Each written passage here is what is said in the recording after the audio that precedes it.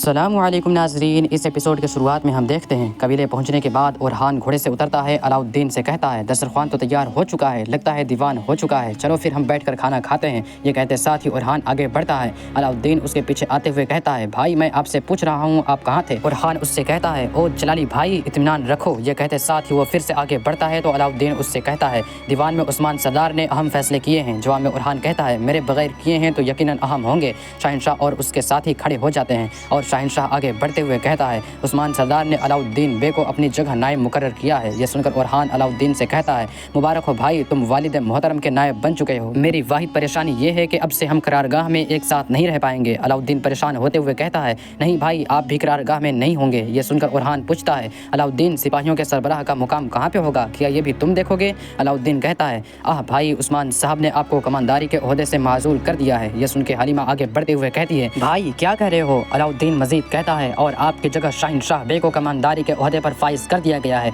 यह सुन के ओरहान गुस्से में शहंशाह की जानिब देखता है। अलाउद्दीन एक बार फिर से ओरहान से पूछता है भाई दीवान के वक्त आप कहाँ गए थे, कहाँ गए थे, कुछ तो बताइए भाई। तो ओरहान कहता है अलाउद्दीन मैं दुश्मन के पीछे गया था, मैंने समझा था कि दीवान में मेरे पुश्त पर निगाह रखने वाला एक मेरा भाई मौजूद है। तुमने क्या किया अलाउद्दीन, जब बाबा ने दीवान में मुझे कुर्बान किया तुमने क्या किया। अलाउद्दीन कहता है बाबा का फरमान आखिरी होता है भाई, आप ये बात मुझसे बेहतर जानते हैं। शहंशाह कहता है सिवाय मरहून खातून के, बहरहाल माँ का दिल है। यह सुन के ओरहान कहता है जाहिर है कि मेरी माँ ने एक माँ के दिल और रियासत की माँ की अक्ल से बात की है, मगर सरदारान आपने कौन से अक्ल की पैरवी करते हुए खामोशी इख्तियार की। ओरहान के साथ ही अपने सर को झुका लेते हैं। तो अलाउद्दीन कहता है भाई आपको जाने से पहले मुझे इतला देनी चाहिए थी, आपको दीवान में अपना मुकाम संभालना चाहिए था। ओरहान कहता है आह मेरे भाई, खामोशी भी अपने मुकाम को अयां करती है और तुमने खामोश रहकर अपना मुकाम जाहिर कर दिया। उन्हें बहस करता देखकर जरकुताय आगे बढ़ता है और कहता है ये जगह बात करने की नहीं है। तो ओरहान कहता है आप दुरुस्त हैं जरकुताय, ये इसकी जगह नहीं है। ये कहते साथ ही ओरहान तलवार बेमियान करके आगे बढ़ता है। तो अलाउद्दीन उससे रोकते हुए कहता है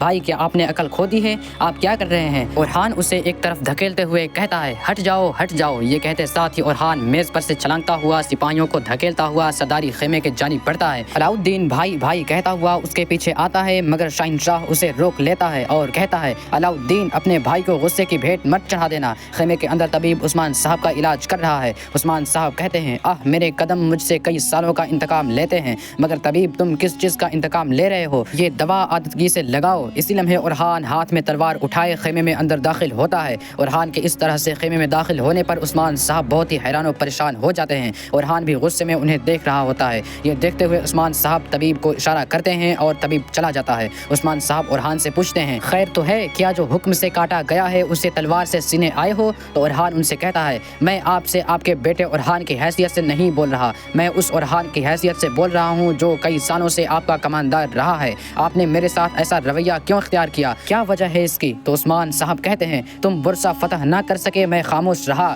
मैंने कहा यकीनन ओरहान के पास कोई वजह होगी, मगर ओरहान दीवान में ना आने की कोई वजह नहीं है। ओरहान आगे बढ़ते हुए कहता है एक वजह है। तो उस्मान साहब हाथ के इशारे से उसे खामोश करवाते हुए कहते हैं खामोश, जो कहना था जाने से पहले कहना था। ओरहान कहता है मैं नहीं कह सका मेरे सरदार, आपने मेरी बात नहीं सुनी। यह सुन के उस्मान साहब कहते हैं तुम्हें अपने भाई से कहना चाहिए था, अपनी माँ से कहना चाहिए था, अपने सरदारों से कहना चाहिए था जिनसे तुम मशवरे लेते हो, और वो भी तुमसे कहते कि ये अहम नहीं है। तुम्हारा चले जाना उन सरदारों को हक पे साबित करने के सिवा किसी काम नहीं आया। जो तुम्हें सरगश समझते थे तुमने उन्हें दुरुस्त साबित कर दिया, लेकिन नुकसान हमेशा तुम्हें और मुझे हुआ है। तुम बोरसा गलत वक्त पर गए और मैंने वो लड़ाई हार दी। तुम दीवान से गलत वक्त पर गए और तुमने कमानदारी खो दी। अब तुम में और एक सिपाही में कोई फर्क नहीं। ये कहते साथ ही ओरहान आगे बढ़ता है तो पीछे से आने वाला अलाउद्दीन उसे कहता है खबरदार खबरदार, अब एक कदम भी आगे मत बढ़ाना। मगर ओरहान तलवार सीधी करके उस्मान साहब की जानिब बढ़ाते हुए कहता है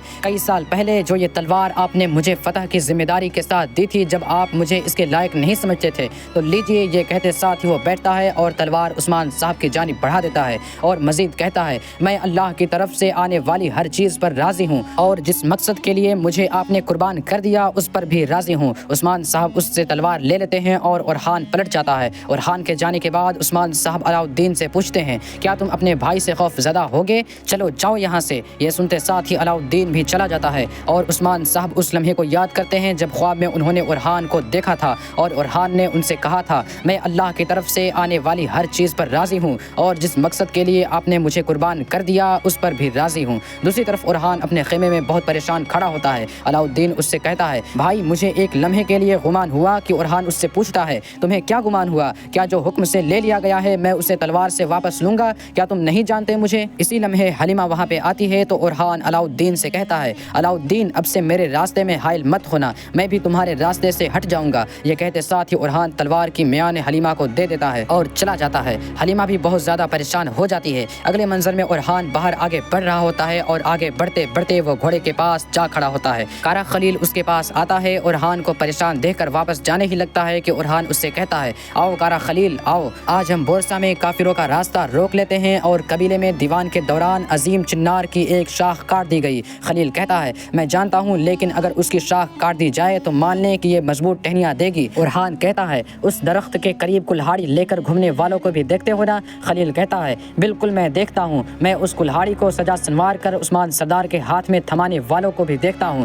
ارحان کہتا ہے پھر میرے بابا کیوں نہیں دیکھتے؟ خلیل اگر بابا بھی نہ دیکھتے تو بھائی کہاں دیکھتا ہے، وہ کیوں نہیں دیکھتا؟ جواب میں خلیل کہتا ہے حضور آپ بھی جانتے ہیں کہ ہر کوئی فوٹ ڈالنے سے خوف زدہ ہے، شہنشاہ کے سردار۔ تو ارحان اس کی بات کاٹے ہوئے کہتا ہے ورثہ کے معاملے پر میں کسی کو بھی فوٹ ڈالنے کی اجازت نہیں دوں گا۔ اس عظیم چنار سے نہ کوئی شاخ نہ ایک فوٹ توڑنے کی اجازت ہے، نہ تو باہر والوں کو اور نہ ہی اندر والوں کو۔ وہ اپنے چوہے بلی کا کھیل جاری رکھیں۔ خلیل ارحان کی بات آگے بڑھاتے ہوئے کہتا ہے میرے سردار ہم اپنا سفر وہیں سے جاری رکھیں گے جہاں سے چھوڑا تھا۔ ارحان اس کا شکریہ ادا کرتا ہے اور گھوڑے پر سوار ہو جاتا ہے۔ خلیل پوچھتا ہے آپ کہاں جا رہے ہیں حضور؟ تو ارحان کہتا ہے میں قبیلے میں اپنے اوپر لگی ہوئی گرد کو جھاڑتا ہوں، تم میری آنکھ اور کان بنے رہو۔ یہ سن کر خلیل کہتا ہے حضور آپ ہمیشہ آگے دیکھیں، میں آپ کی پشت پر نگاہ رکھوں گا۔ یہ سنتے ساتھ ہی ارحان گھوڑے کو دوڑ لگا دیتا ہے۔ نیلوفر بھی اسے قبیلے سے جاتا ہوا دیکھ جاتی ہے۔ ادھر ہم دیکھتے ہیں کہ حلیمہ خیمے میں عثمان صاحب کے پاس جاتی ہے اور عثمان صاحب کو پکارتی ہے تو عثمان صاحب کہتے ہیں